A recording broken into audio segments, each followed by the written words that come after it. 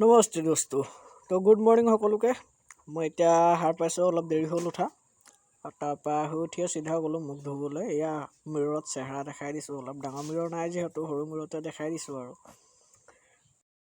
এতিয়া মুখখন ধুই লওঁ পটাপট। আজি অলপ কামো আছে। কাম মানে কি, মোৰ ডিজায়াৰখনৰ হৰ্ণটো প্ৰব্লেম দিছে, হৰ্ণটো বজা নাই ভালকৈ। ইয়াৰ মা ভাত খাই আছে, মই চাহকাপ খাই লওঁ। ৰাতিপুৱা ৰঙা চাহকাপেই ভাল লাগে, গাখীৰ চাহ ভাল নালাগে মোক, আৰু গেষ্ট্ৰিকো আছে। তাৰপৰা ইয়াৰ ডিজায়াৰখন হৰ্ণটো বেয়া হৈছে, বনাব যাব লাগে।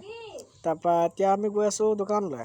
মই গৈছোঁ, লগত ভণ্টি গৈছে। এয়া আমাৰ পুখুৰীটো, যিটো কেইদিনমান আগত সিঁচা হৈ গ'ল।